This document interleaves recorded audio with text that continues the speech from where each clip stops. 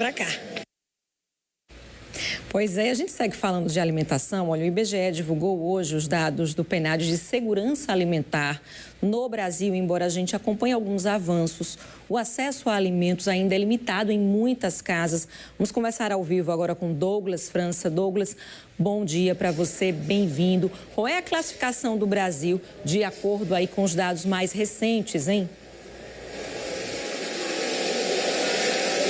Um pequeno avanço, viu, Cris? Como você falou, bom dia para você, bom dia a todos que nos assistem. Olha, segundo dados do IBGE, no ano passado, mais de 2 milhões de lares brasileiros saíram da insegurança alimentar. Mas isso ainda é muito pouco, precisa avançar ainda mais.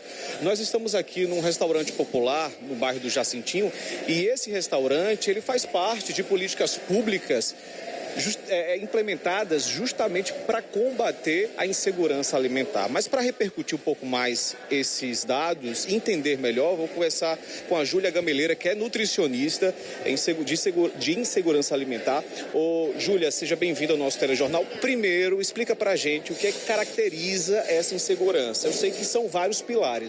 Isso. O que caracteriza a insegurança alimentar é o acesso restrito a um alimento seguro, de qualidade. E aí impacta no direito humano de alimentação adequada do indivíduo. Os fatores que estão envolvidos nisso são muitos. E aí a gente pode correlacionar com a estrutura física, a renda das pessoas, porque sem a estrutura física do básico, qual é o básico?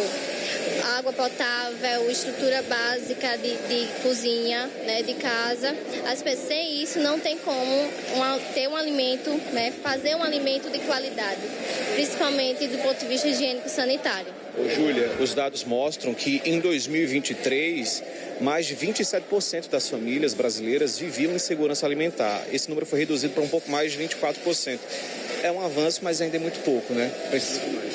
É um avanço importante, mas a gente precisa avançar mais. E isso se deve realmente às ações que promovam segurança alimentar. As políticas públicas, os programas públicos que a gente tem hoje, como o Restaurante Popular, o PAT, que é o Programa de Alimentação do Trabalhador, e o próprio PENAI, eles estão aí em combate a essa insegurança alimentar, para que a gente consiga cada vez mais trazer segurança alimentar para a nossa população. E quando a gente fala de avanço necessário, a gente está falando de restaurantes como esse, a gente está falando de uma merenda escolar de mais qualidade e do que mais a gente precisa?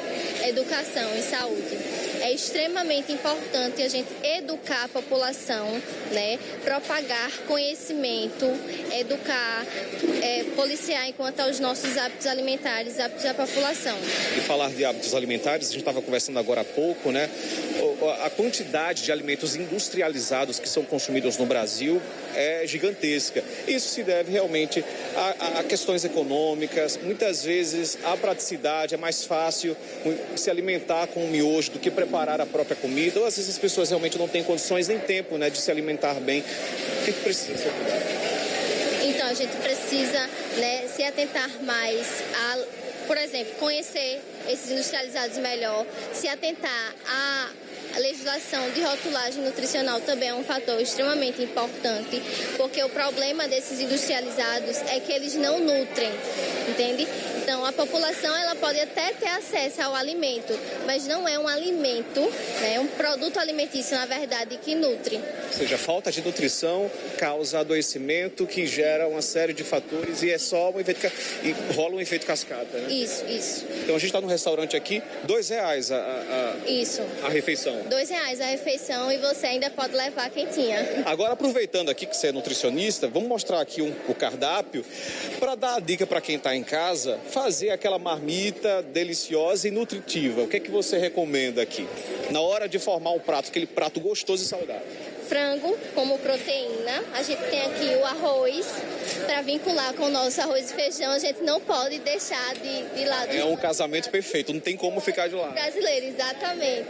E a gente tem também a nossa salada, que a gente não pode deixar de consumir, verduras, legumes. A gente tem aqui uma fruta para combinar junto com essa refeição. Aquele suquinho sem açúcar. Aquele suquinho sem açúcar também pode ser sim como opção.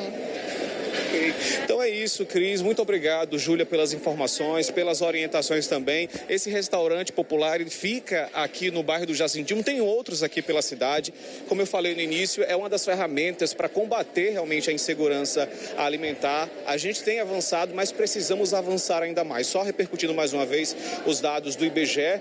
No ano passado, mais de 2 milhões de lares brasileiros saíram da insegurança alimentar.